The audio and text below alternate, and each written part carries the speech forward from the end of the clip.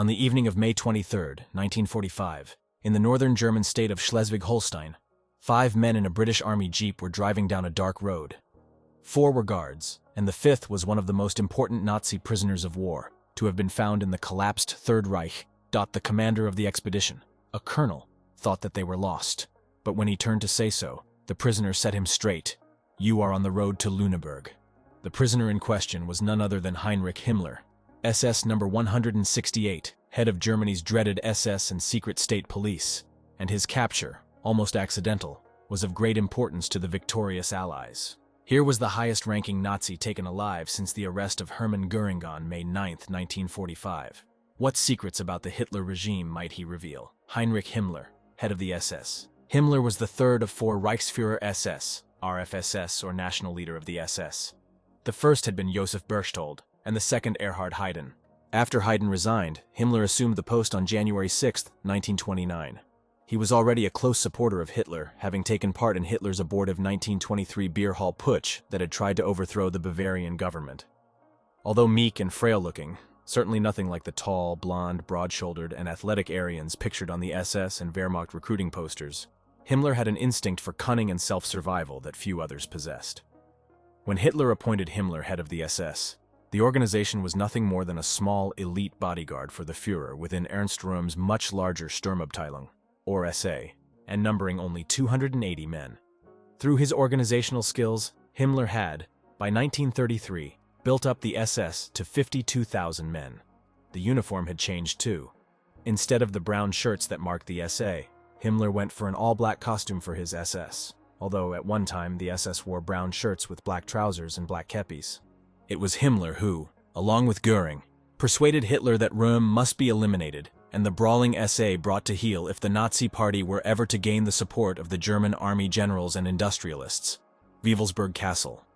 Schoolhouse of the SS. Himmler had grandiose dreams for his SS. After his first visit on November 3, 1933, he had the SS lease the 17th-century Wewelsburg Castle near Paderborn, a structure that he envisioned being converted into an SS shrine and his official SS schoolhouse. The castle was built in a triangular form of walls and towers on a pointed limestone spur that had been a Germanic stronghold at the time of the Roman invasion in AD 9. There was in Himmler's day the famed Knights Hall and a trio of towers that were each 5 stories tall. The North Tower became the SS Valhalla, the fabled realm of the dead. Moreover, the castle's crypt contained a dozen pedestals, where it was planned that urns containing the ashes of the highest SS leaders of the Third Reich would someday rest.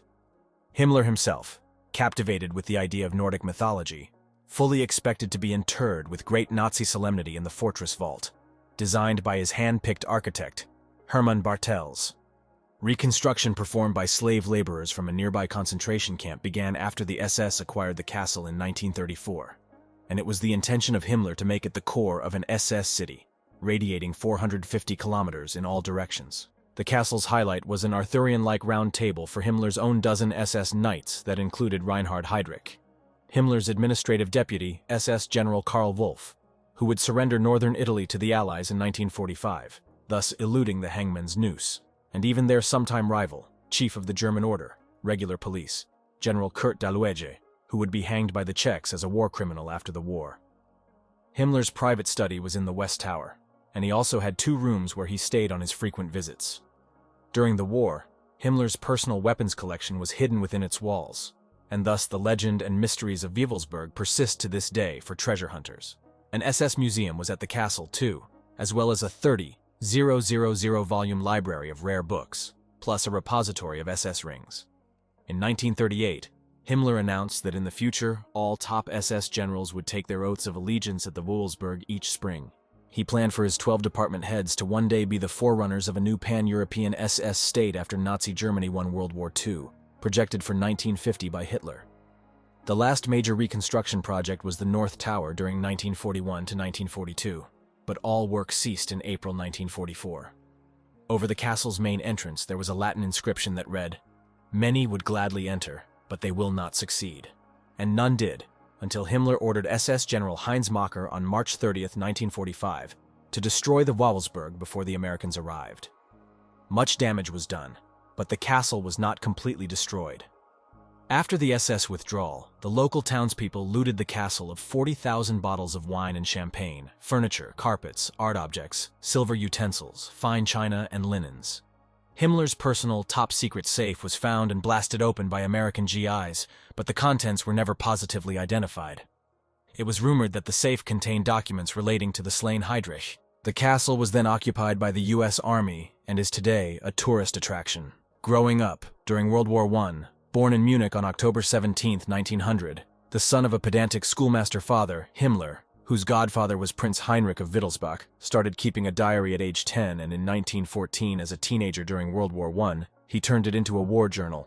August 23rd, the Bavarian troops were very brave in the rough battle. Read all about the First World War and the conflicts predating the mid-20th century inside the pages of Military Heritage magazine. Heinrich's eyesight was too poor for him to join the Imperial Navy. While his older brother Gebhard joined the reserves, Heinrich could only stay at home and play with his toy soldiers. In 1915, though, he joined the Jugendwehr, youth forces, for field drilling and military lectures in preparation for later joining the Bavarian army on the Western Front. Prince Heinrich, 32, died of wounds sustained at the Battle of Verdun, while his namesake was rejected for service by 2 regiments. Distraught, Heinrich joined the 11th Bavarian Infantry Regiment as an enlisted man on October 16, 1917. Meanwhile, brother Gebhard had been awarded the Iron Cross before the war came to a sudden end in November 1918, followed by a communist revolt in Munich, accompanied by considerable economic and political turmoil. His dreams of a military career dashed. Heinrich then decided to study agriculture, but fell ill with paratyphoid fever. The following year, recovered, he enrolled as an agricultural student at the University of Munich, where he remained until graduating in 1922. Entering into politics, caught up in the unrest that was racking his defeated country, which the socialists had turned into a republic, Himmler joined a nationalist paramilitary organization known as the Reichskriegsflagge, Imperial War Flag, headed by veteran Ernst Röhm. At some point, Himmler had occasion to hear a young firebrand named Adolf Hitler speak. Mesmerized by Hitler's oratory and nationalistic fervor, Heinrich joined the Nazi Party in August 1923 and took part in Hitler's abortive beer hall putsch that November. Having avoided arrest himself, Himmler threw himself into politics and began speaking at various rallies, espousing anti-government, anti-capitalist, and anti-Jewish sentiments. After Hitler was released from prison in December 1924 and Röhm broke away from Hitler, Himmler threw in his lot with these Nazis and received a paid position at the party's offices in Landshut. His ambition and skill at organizational matters soon caught Hitler's eye, and Himmler was entrusted with more and more tasks. In 1927, he married Margareta Boden, a nurse 7 years his senior. They had 1 child, a daughter named Gudrun. During the war, he also had a mistress, Hedwig Pothast, with whom he had a son and a daughter. In 1929, when he wasn't yet 30, the shy, quiet, methodical, and organized Himmler was named Reichsführer-SS, commanding the Nazis' national force that protected Hitler and other leaders personally and broke up the meetings of the party's political opponents. Night of the Long Knives. Destroying the SA. The unobtrusive Heinrich Himmler was on his way to a career unique in 20th century history. By January 1933, when Hitler was named to the exalted office of Chancellor of Germany, Himmler made the SS a haven for those elite young men who scorned the more plebeian brown-shirted SA stormtroopers. By war's end, the Waffen, armed Salon, would number 900,000 men in 40 divisions. Himmler's first great chance to shine in Hitler's eyes came in 1934, when the conservative German army demanded that the Chancellor rein in the unruly SA, led by Staff Chief Ernst Röhm. The latter's goal, allegedly, was to replace the regular army with his own men under arms, and, as Himmler's immediate boss, Röhm also stifled the expansion and independence of the SS. The wily, cunning Himmler and his major deputy, former junior naval officer Reinhard Heydrich, formed a secret political alliance with Hitler's second man, Hermann Göring, to destroy Röhm and his main SA subordinates. This was duly accomplished via Operation Kolibri, Hummingbird, which led to the murder of Röhm and dozens of his minions between June 30th, July 2, 1934, known variously in history as the Blood Purge, the Röhm Putsch, and the Night of the Long Knives. Following this national murder weekend, Nazi Minister of the Interior Wilhelm Frick correctly warned Hitler, "If you don't proceed at once against Himmler and his SS as you have against Röhm and his SA, all you will have done is to call in Beelzebub to drive out the devil." This prophecy came true a decade later during 1944 to 1945. Consolidating power. Himmler was rewarded for his organizational break from the humbled SA. On April 20th, 1934, Göring had already turned over to the Himmler-Heydrich team his secret state police, the feared Gestapo. The Black Duo's next goal was to unite all the various German police forces under their lead, even though neither of them had any police training or experience. They succeeded on June 18, 1936, when Hitler promoted Himmler to chief of the German police. At the Kremlin in August 1939, Soviet dictator Joseph Stalin introduced Lavrenti Beria to German Foreign Minister Joachim von Ribbentrop as "My Himmler." Indeed, the two top cops had much in common, including being involved in their respective countries' rocketry programs. Like his American counterpart, FBI Director J. Edgar Hoover, Himmler was anti-communist by profession. Yet it is possible to imagine Himmler accepting an NKVD police post under Stalin after World War II had it been offered. Like Dr. Joseph Goebbels and Martin Bormann, Heinrich Himmler was a decidedly leftist Nazi in outlook. The key common wellspring behind the characters of all these men was naked power and its practical applications, however, not ideology. Dr. Felix Kirsten, Himmler's influential masseur. On March 10, 1939, just 6 months before the outbreak of World War II, the high-strung, nervous Himmler underwent the first of a series of manual treatments by Finnish-born Masseur Dr. Felix Kirsten for his extremely painful stomach cramps. Over time, the doctor-patient relationship developed into one of confidant-mentor between the helpful doctor and his charge. 2 years later, in March 1941, the Himmler-Heydrich Combine decided to build the first top-secret SS death camps in Poland, occupied by the German Army and SS during the Blitzkrieg campaign of September 1939. Here, they would attempt to systematically murder European Jews, Gypsies, and Slavs by gassing. Simultaneously, in March 1941, was launched a secret SS plan to make occupied Holland an SS state. This would be achieved by deporting the entire Dutch population to the east. As recounted in Dr. Kirsten's 1947 memoirs, this was slated to begin on Hitler's 52nd birthday, April 20th, 1941.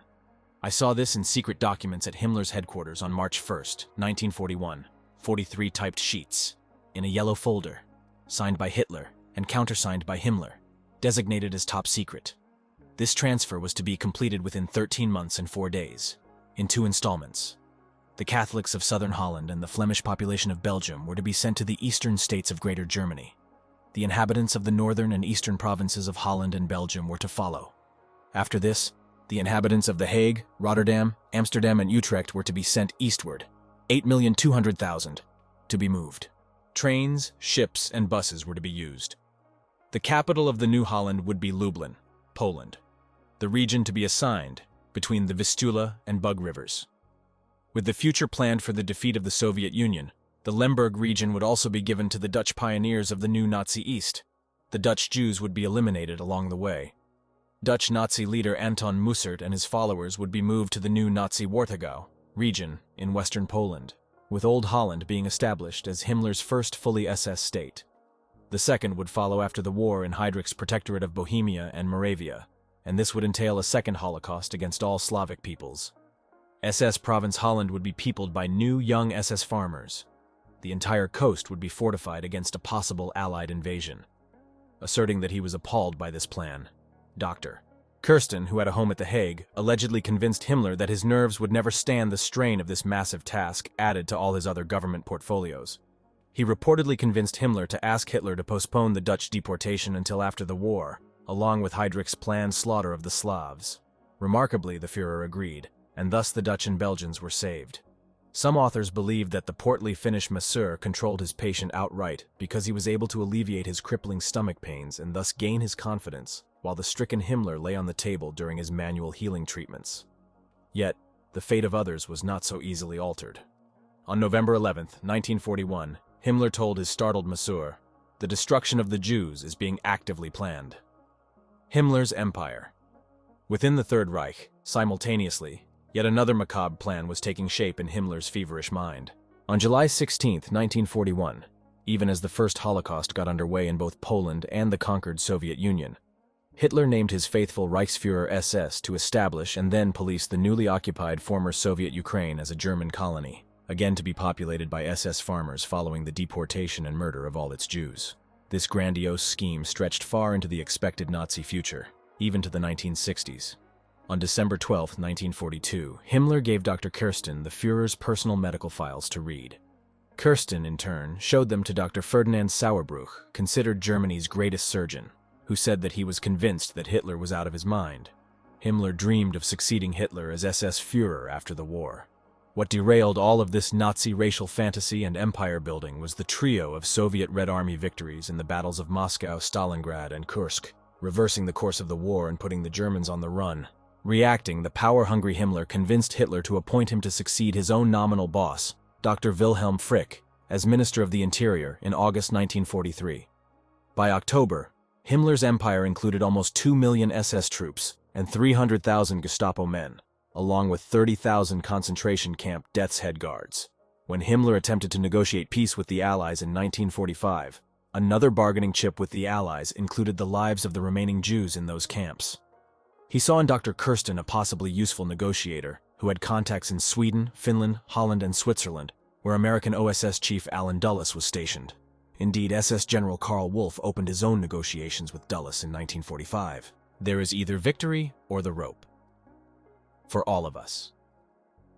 After the failed army bomb plot of July 20th, 1944, to kill the Führer in Rastenburg, East Prussia, Hitler further turned over to the faithful Heinrich command of the German Home or Replacement Army, for the first time placing the SS leader in charge of significant ground forces of the German army. This was the late Ernst Röhm's 1934 goal, realized with a vengeance. In all of his varied posts, Himmler was uniquely placed to realize that the war was lost. Still, he made a final effort to inspire the Nazi leaders to victory. He gave 2 speeches in October 1943 and 4 more in 1944 to more than 300 top German leaders. His message was clear. This is what we have done and are doing. We are all involved in collective guilt. There is no turning back. There is either victory or the rope for all of us. Himmler's secret speech. As it became clear that Nazi Germany was losing the war after disastrous battles on the Eastern Front, Himmler gave a top-secret speech on October 4, 1943, at Posen Castle in western Poland to an elite audience of Third Reich brass.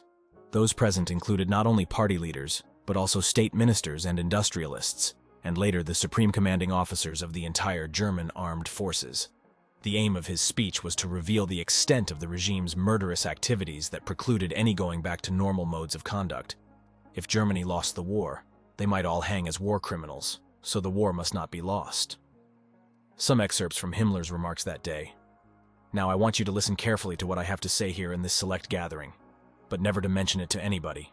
I refer, in this closest of circles, to a question which you all, my fellow party members, have obviously addressed, which, however, has become for me the most difficult question of my life: the Jewish question. You all take it as self-evident and gratifying that in your Gauss, there are no more Jews.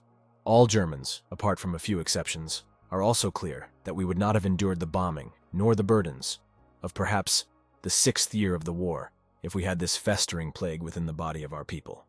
The proposition, the Jews must be exterminated, with its few words, gentlemen, is easily spoken. For him who has to accomplish it, it is the hardest and most difficult of tasks. I want to talk to you quite frankly on a very grave matter. Among ourselves, it should be mentioned quite frankly, and yet we will never speak of it publicly. I mean, the extermination of the Jewish race. Most of you, and here he gestured to his assembled SS generals, must know what it means when 100 corpses are lying side by side, or 500, or 1,000. To have stuck it out, and at the same time, apart from exceptions caused by human weakness, to have remained decent fellows, that is what has made us hard. This is a page of glory in our history which has never been written, and is never to be written. We had to deal with the question, what about the women and children? I am determined in this matter to come to an absolutely clear-cut solution. I would not feel entitled merely to root out the men. Well, let's call a spade, for root out, say kill, or 'cause to be killed. Well, I just couldn't risk merely killing the men and allowing the children to grow up as avengers facing our sons and grandsons. We were forced to come to the grim decision that this people must be made to disappear from the face of the earth. To organize this assignment was our most difficult task yet, but we have tackled it and carried it through without, I hope, gentlemen, I may say this, without our leaders and their men suffering any damage in their minds and souls. The danger was considerable, for there was only a narrow path between their becoming either heartless ruffians unable any longer to treasure human life, or becoming soft and suffering nervous breakdowns. Before the end of the year, the Jew problem will be settled once and for all. That's about all I want to say at the moment about the Jew problem. You know all about it now, and you had better keep it to yourselves. Perhaps at some later time, some very much later period, we might consider whether to tell the German people a little more about all this, but I think we had better not. It's us here who have shouldered the responsibility, for action as well as for an idea. And I think we had better take this secret with us into our graves. He did. Himmler takes command of Army Group Rhine, taking another secret tack. In November 1944, the now embattled Himmler, thinking about saving his own neck in the event Germany lost the war and wishing to change his horrific image among the Western Allies, ordered that the gassing of the Jews be halted. These orders, however, were often disobeyed by two of his fanatical Austrian SS colleagues, General Dr. Ernst Kaltenbrunner, the assassinated Heydrich's ultimate successor, and Colonel Adolf Eichmann, who wanted the Holocaust to continue.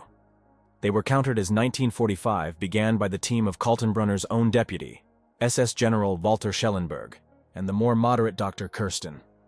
They convinced the skittish Reichsführer-SS to initiate secret peace negotiations with the West and to surrender the death and concentration camps intact to advancing Allied troops. Before that happened, however, on December 10, 1944, as the Western Allied armies neared the German border, Hitler granted would-be soldier Himmler his heart's dearest wish when he named him military commander of Army Group Rhine on the Upper Rhine riverfront. As with his prior career as policeman, Himmler's martial experience was nil aside from his few days in a Bavarian regiment in 1918. Acting Chief of the General Staff Colonel General Heinz Guderian believed that Himmler's new post was a sly political maneuver by his chief Nazi rival for power, Hitler's secretary, Martin Bormann. If Himmler failed, his prestige would fall in Hitler's eyes, Guderian and Bormann both believed. It was also hoped that Army leader Himmler would now move the home army he still commanded closer to the fighting fronts both east and west. He's never led a platoon across a river. Himmler's first attack, directed from his command special train Heinrich in the safety of a tunnel in Germany's Black Forest, was to retake Strasbourg from the French. The assault failed.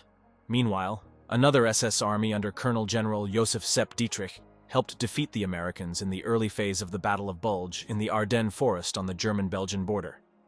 As German Army General Siegfried Westphal noted, Himmler fired off every shell that was sent to him and then simply asked for more. On January 23, 1945, in the wake of both his Strasbourg debacle and the finally defeated Bulge attack, Hitler shifted Himmler yet again, this time to a third active military field command. This was as commander-in-chief of Army Group Vistula to defend the Nazi capital city of Berlin against the advancing Red Army from the east. Wrote Guderian in his post-war memoirs, Himmler harbored no doubts about his own importance. He believed that he possessed powers of military judgment every bit as good as Hitler's, and needless to say, far better than those of the generals. You know, my dear Colonel General, I don't really believe the Russians will attack at all. It's all an enormous bluff. Guderian later snorted at Himmler's alleged martial prowess. He's never led a platoon across a river. In late 1944, Himmler found himself in charge of real soldiers in a desperate battle with the Red Army to stave off the Third Reich's collapse. One of his officers at Army Group Vistula, Colonel Hans-Georg Eismann, described vividly in his memoir how Army Commander Himmler preferred to get his nightly sleep, rather than overly trouble himself about his new command's very real difficulties. Himmler's resignation. From Army Group Vistula. In the end, both Bormann and Guderian were proved right. Heinrich Himmler was simply not up to the job militarily. On February 12, 1945, there ensued a furious argument between Guderian and an irate Hitler in the latter's cavernous office at the Reich Chancellery in Berlin.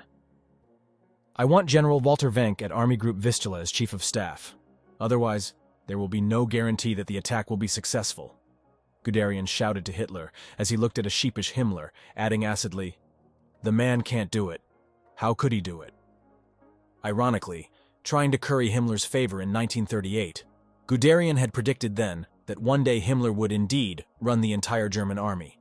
His own judgment now called into question in front of everyone at the daily military situation conference. Hitler roared back, "The Reichsführer is man enough to lead the attack alone," not realizing that Himmler and the Colonel General had met previously to agree to let Guderian ask Hitler for Himmler's resignation because he was weighed down by too many offices. After much shouting, Hitler at last wearily gave in.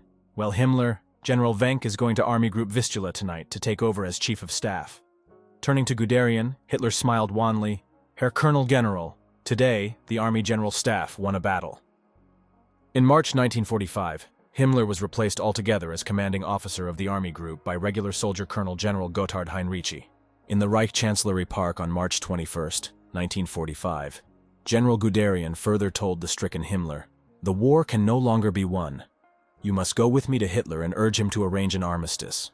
But Himmler refused. "My dear General, it's too early for that." Guderian later asserted, there was nothing to be done with the man. He was afraid of Hitler. When General Heinrici arrived at his new Vistula headquarters to take over, Himmler whisked him aside for a private chat and revealed what he had not told Guderian. "Through a neutral country, I have taken the necessary steps to start negotiations with the West. I'm telling you this in absolute confidence, you understand." Why Himmler chose an army general he did not know to confide in, no one knows.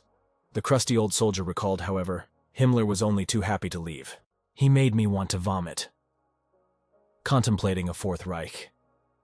Oddly, just like Goering and even the jailed Rudolf Hess in Britain, Himmler saw himself as the head of a new post-war neo-Nazi Fourth Reich, in the case of Himmler, as leader of his own party of National Union, replacing the Nazis. Recalled his boyhood friend and head of the German Red Cross SS Dr. Karl Gebhardt, hanged as a convicted war criminal by the Allies in 1948. He believed what he was saying at the moment he said it, and everybody else believed it too. Himmler likewise veered from intimating to Dr. Kirsten that Germany's atomic bomb would be ready if the war could last just a few more months, which he knew was untrue, to regretting that the Reich had not invaded neutral Sweden and Switzerland in 1940 when it had the chance. Meanwhile, the ever more radical Nazi SS peacenik General Walter Schellenberg was pressing Himmler daily to make peace, even to consider shooting or poisoning Hitler if necessary. For his part, the timorous Himmler quaked in his boots at such assertions, and his stomach pains grew worse. Besides, the Reichssicherheitsdienst, Reich Security Service or RSD, men protecting the Führer reported to Hitler, not to Himmler, and with good reason. Hitler was taking no chances with anyone concerning his personal security, not even with the faithful Heinrich, as he touted Himmler. Himmler's secret meetings to end the war. While SS General Schellenberg arranged 2 secret meetings with former Swiss President Jean-Marie Musi with Himmler to discuss the release of Jews, another deputy of Himmler, SS General Ernst Kaltenbrunner, Heydrich's successor as head of the Reichssicherheitshauptamt, Reich Security Main Office or RSHA, went to Hitler about it.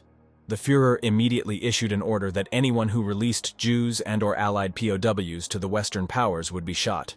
Nevertheless, Himmler persisted, but more stealthily than before. On April 21, 1945, the day after Hitler's 56th and last birthday, Himmler drove to Dr. Kirsten's home outside Berlin for a top-secret meeting with Swedish Jew Norbert Maser, a stand-in for Hillel Storch of the World Jewish Congress in New York.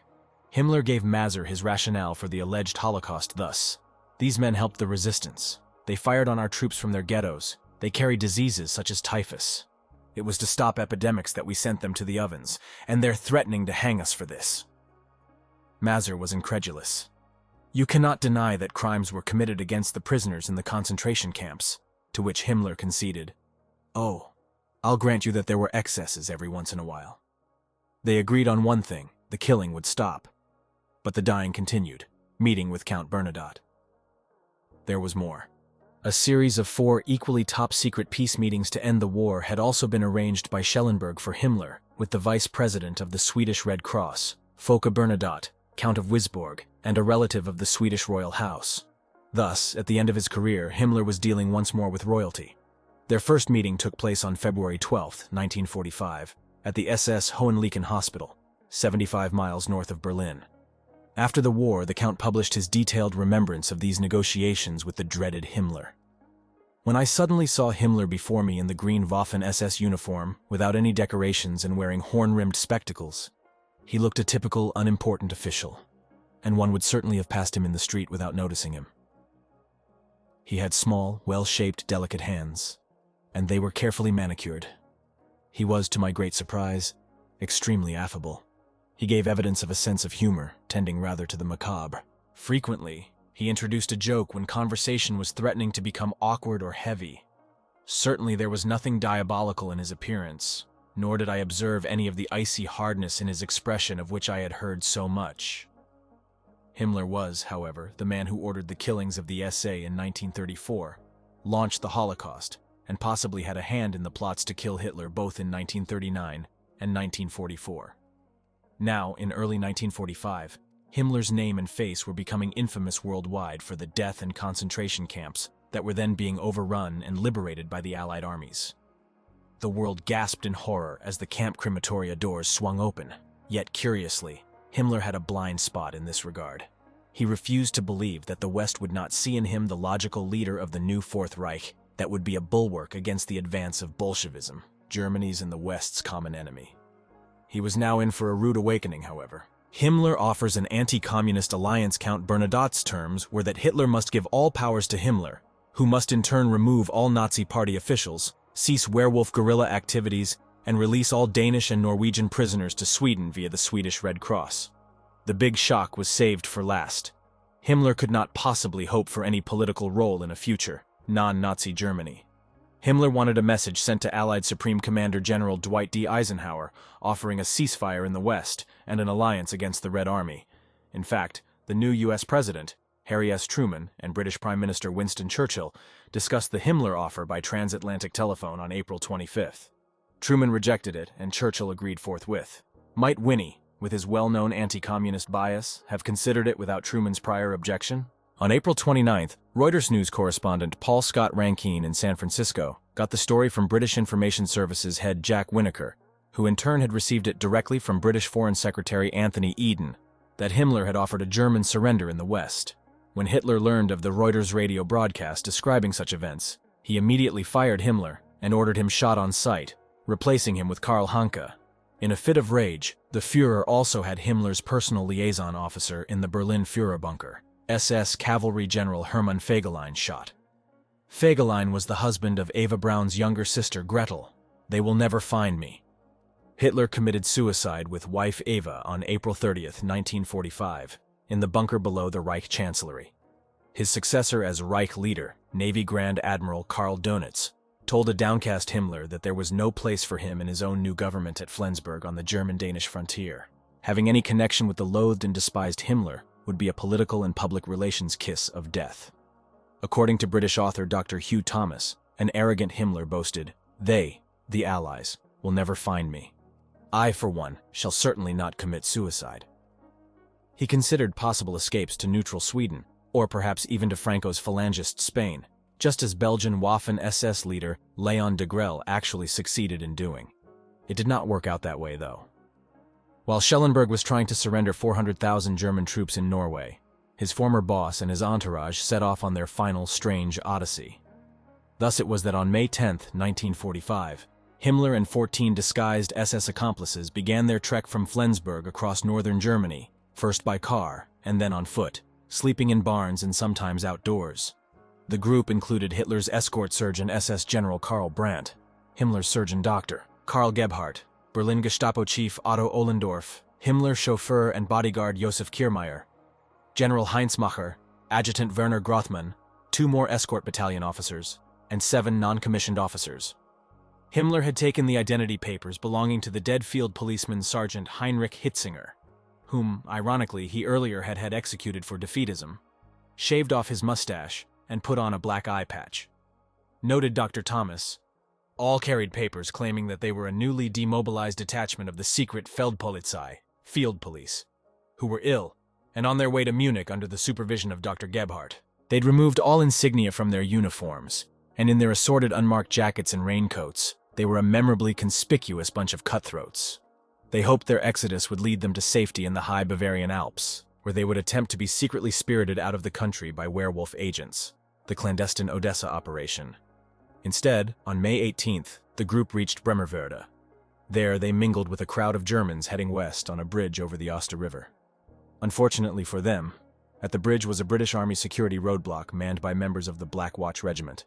Their papers did not seem to be in order, and since the German field police had been marked as a suspect group by the Allied intelligence services, the small group was taken into custody as prisoners of war, suicide in British custody.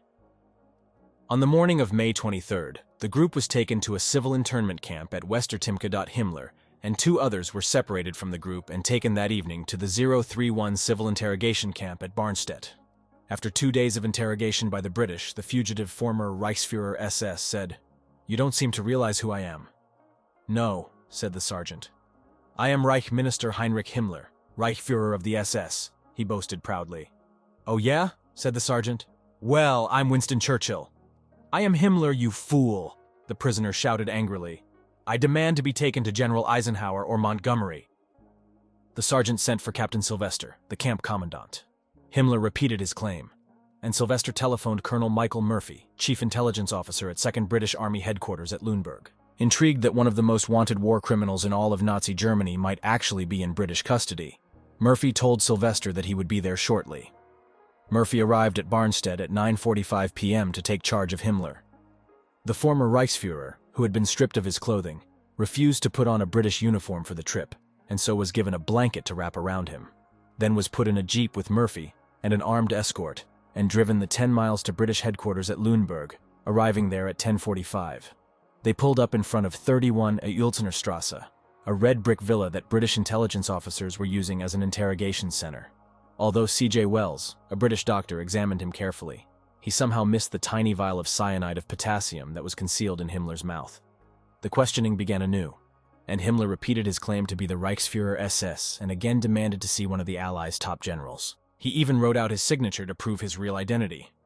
Even as a British POW, Himmler still believed it impossible that the Western Allies would not see the eminent sensibility of using his gifts as a secret policeman par excellence in their future rule of post-war Europe.